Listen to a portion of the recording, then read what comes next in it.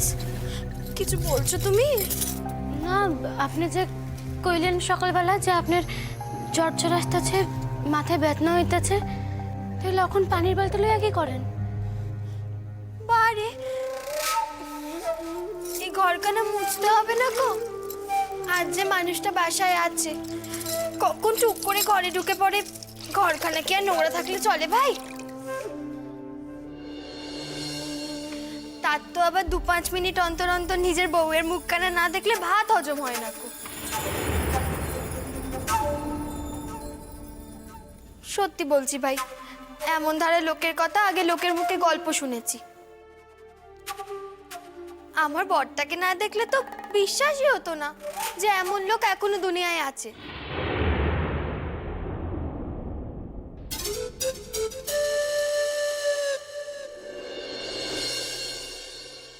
স্বামীর ভালোবাসা পাওয়ার লক্ষণ বড় সম্পদ কি দুনিয়ার আর কিছু আছে ভাবি?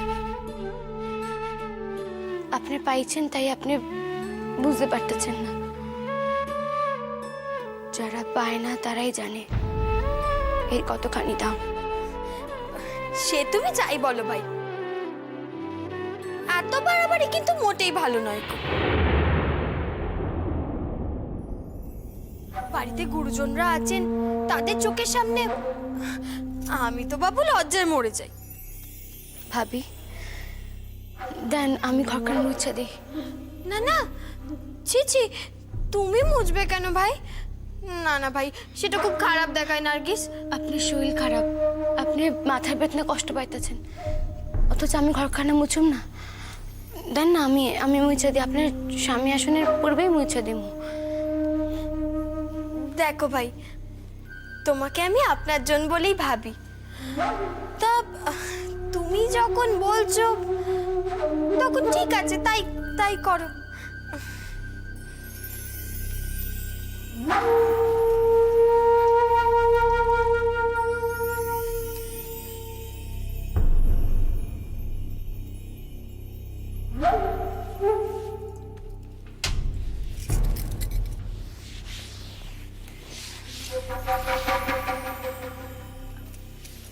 বলছি ভাই নার্গিস, ওই খাটের নিচেটা একটু মাথা গলিয়ে মুছে দাও তো।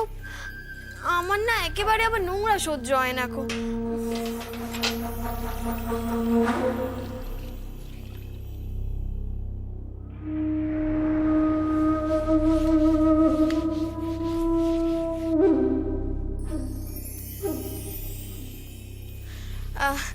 নার্গিস, বলছি তোমার দাদার পড়ার টেবিলের নিচেটাও একটু ভালো করে মুছে।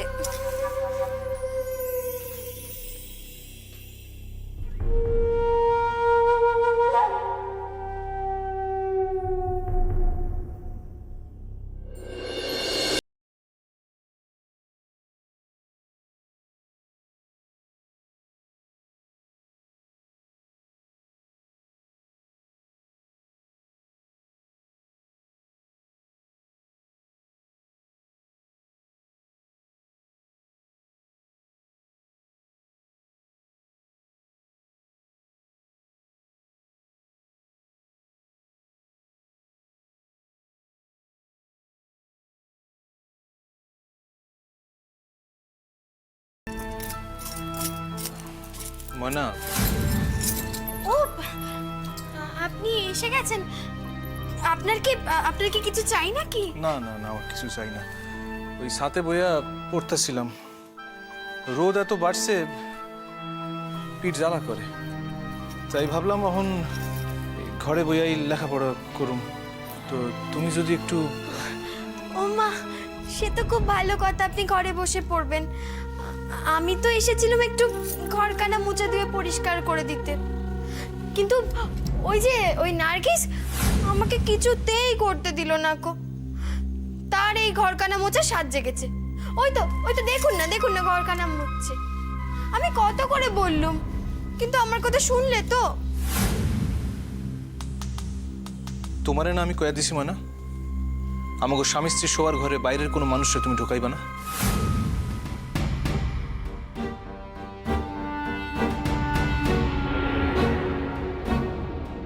দেখো ময়না, এতবার কওনের পরও তুমি যদি আমার কথা না শুনে চলো তাহলে তো মহা মুশকিল। ওই দেখুন, আপনি আমাকে বকছেন। আমি তাকে কতবার বারণ করেছি,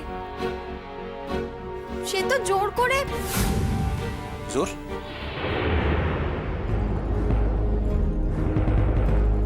তার আবার কি জোর? এই বাসার উপর তার তো কোনো জোর নাই। জ্যাঠামশায় তারে দয়া কইরা এই বাসায় আশ্রয় দিছে। হেলিকা সে যদি ভাবে এই বাসায় তার অধিকার জন্মাইছে তাইলে সে তো ভুল। আপনি অমন করে বলছেন কেন? ছি ছি, অমন করে বলবেন না গো। না না ময়না, তুমি জানো না এই ধরনের মায়েরা কি করতে পারে, কোনো ধারণা নাই তোমার।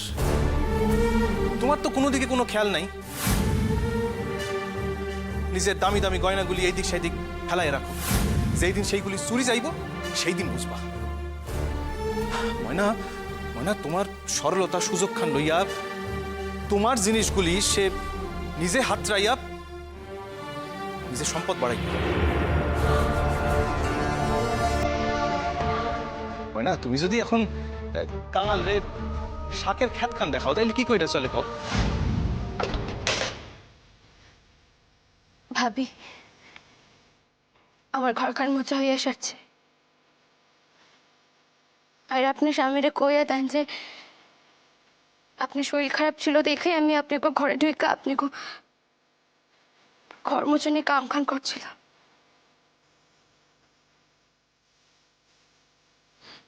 আপনি নিকট আমার একটা নিবেদন ভাবি, আপনারা যখন দয়া করে আমারে এই বাসায় আশ্রয় দিয়েছেন তখন তো আমিও বইয়া থাকতে পারিনি।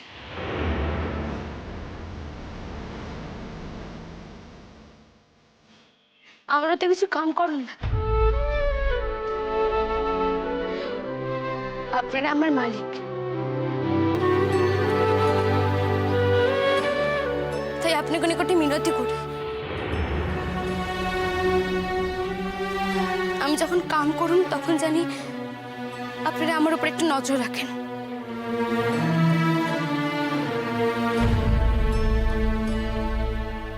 সত্যি তো কত যায় না, লোভী মানুষ কখন কি চুরি করে লই।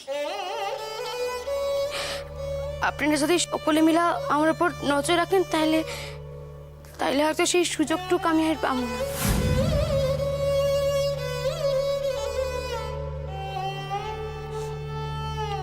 আচ্ছা ভাবি, আসি তাইলে।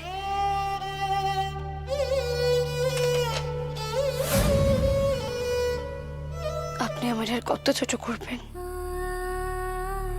আর কত অপমান করবেন আপনি আমারে? এত অপমানের পরেও বসুন্ধরা কেন পাক হইয়া আমার আশ্রয় দেন না আল্লাহ?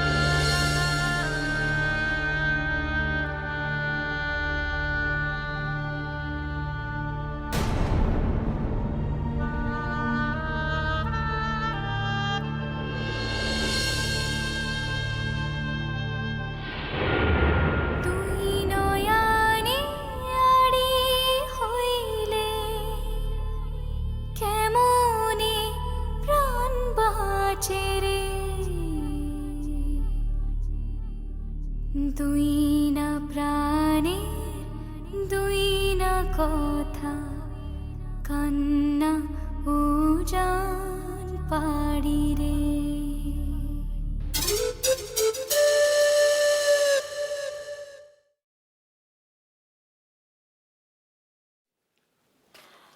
তুই বাইরিতে আছিস নাকি? আমিও তো ঢাকায় চলে যাবো, তো দরকারি কথা গান সাইডে আমার যাইতে হইব। এদিকে সব ঠিক আছে তো? হ্যাঁ হ্যাঁ, কিরণমালা তো আমাকে বাসাতেই আছে, ওর পৃথক ঘর, লেখাপড়া করানোর জায়গা সব সব হয়েছে। আর তোর সুখের কথা কি কমু, আমাকে বৌমা আচ্ছা, সোনার বউ ওই নিজে হাতে সব ব্যবস্থা করছে।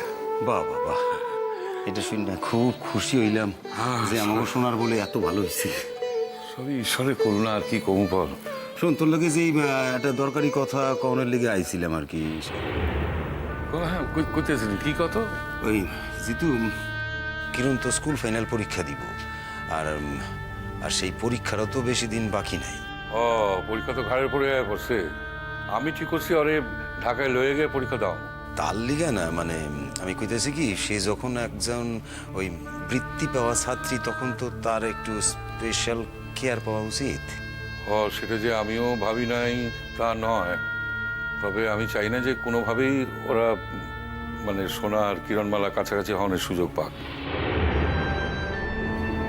নিয়ে একই বাসায় থাকতেছে ঠিক আছে, কিন্তু তাই বলে ওই লেখাপড়ার ইস্যুতে।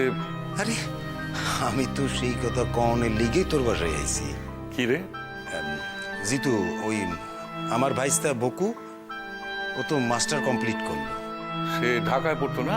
হ, এই গাই আইতাছে মাস্টারি করণের লিগা, ওই সামনের মাসের ওই 1 তারিখে আইব। আনন্দ করে? ও, কই আনন্দ তো কিছু কইল না। আনন্দ কয় নাই, হয়তো এই গভর্নিং বডির ফাইনাল সিদ্ধান্তটা এখনো জানতে পারে নাই বললে। ও বাহ, এ তো খুব সুখের কথা।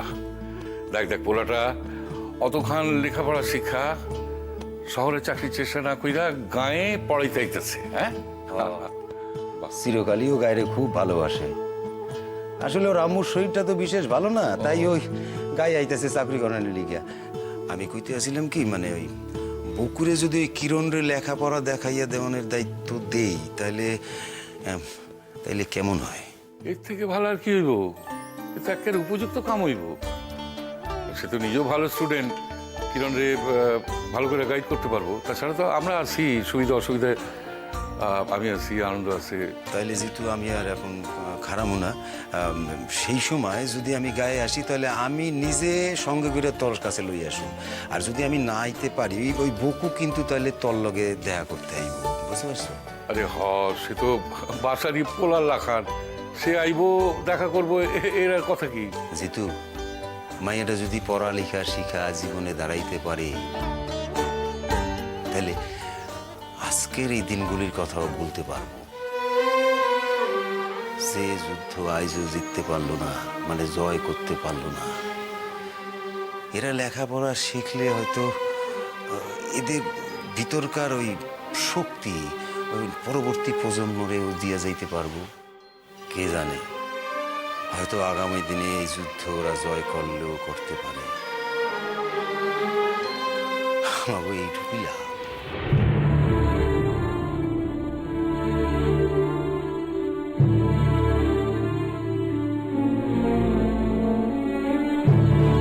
তুমি কোন যুদ্ধের কথা কইতেছো? কেন বুঝলি না? যেই যুদ্ধে আমি আর তোর বইন একদিন হারছি, যেই যুদ্ধে আজ সোনা আর কিরণ হারল, আমি সেই যুদ্ধের কথা কইতাছি। জিতু, ভবিষ্যতে হয়তো এদের ছেলেমেয়েরা সেই যুদ্ধ জয় করতে পারবে। সাবু, কিছু একটা আশা লইয়ে তো বাঁচতে হয় মানুষরে। জিতু, আমি বাঁচি দিন বদলের স্বপ্নটুকু লইয়া।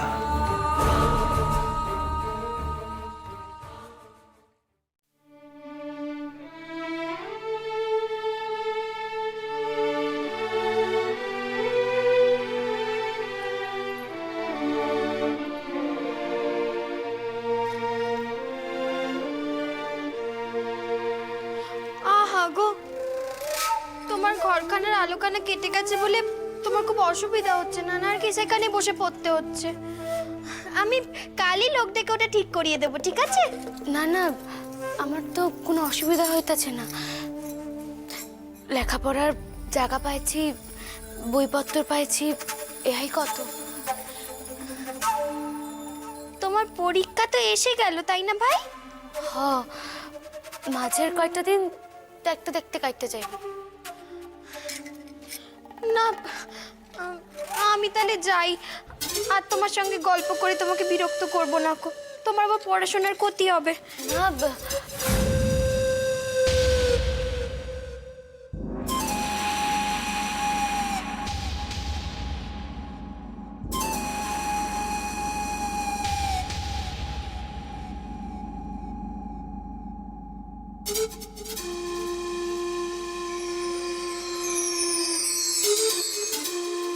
তোমার কলমখানাটা খুব সুন্দর ভাই,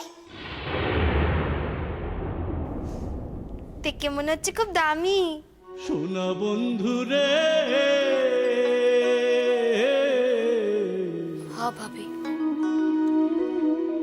আমি তোমার নাম লইয়া কান্দি। এই কলমখানের দাম আরে গগনেতে আমার নিকট আমার ডাকে জীবনের থেকেও বেশি। কেউ দিয়েছিল বুঝি? হ্যাঁ, কে? মান হইল ল আন্ধিরে শোনা বাবু, এই কলমটা তো দেড়টা মাস হ্যাঁ, তয় এইটা শুধাই একখান কলম না কিরণ, তার থেকে অনেক বেশি কিছু। এটা তোর সম্মান, তোর শক্তি, তোর অলংকার অহংকার সব হয়ে উঠতে পারে। কিরণ, কিরণ, এই জিনিসটা তুই মর্যাদাটুক দিস কিরণ।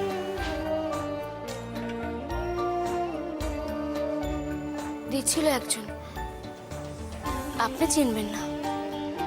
বুঝেছি, স্কুলে প্রাইজ পেয়েছিলে। প্রাইজ পাইছিলাম, তাই স্কুলে নয়। তাহলে? কইলাম যে একজন দিচ্ছিল। বুঝেছি কে দিয়েছে, আমার স্বামীর কাছ থেকে বাগিয়েছিলে। তার আবার অত কথা। ও, তুমি এসে গেছো? তোমার রাত হচ্ছিল বলে আমি খুব চিন্তা করছিলাম। হ্যাঁ, আগের বাসখান ধরতে পারি নাই। ও, আমি একটু এই নার্গিসের সঙ্গে গল্প করছিলাম। তো ভাই, তুমি উঠলে কেন? বসো বসো, লেখাপড়া করো। আমরা তো এক্ষুনি ওপরে যাব। ও জানো তো, আমি নার্গিসকে তাই বলছিলাম, দেখো ওর কলমকারা খুব সুন্দর। আচ্ছা, তোমার এমন নেই কেন?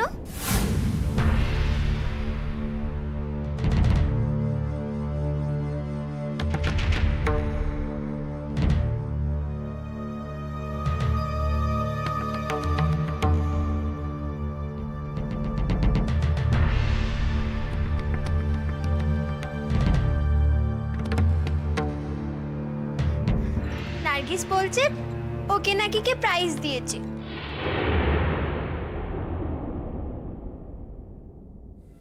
কে দিছে? তাই তো শুধুচ্ছিল। ও বলছে আমি নাকি তাকে চিনতেই পারবো না।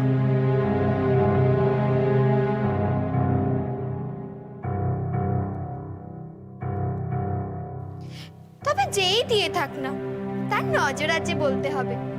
কি সুন্দর দেখতে।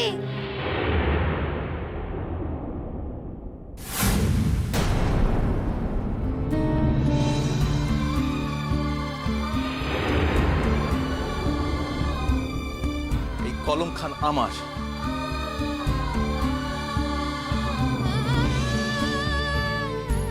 কে দিছে যখন কইতেই অসুবিধা হয় তোর, অন্যের নামে চালাইতে চাস, তখন ওই কলম তোর নিকট থাকুনের তো কোনো কারণ নাই।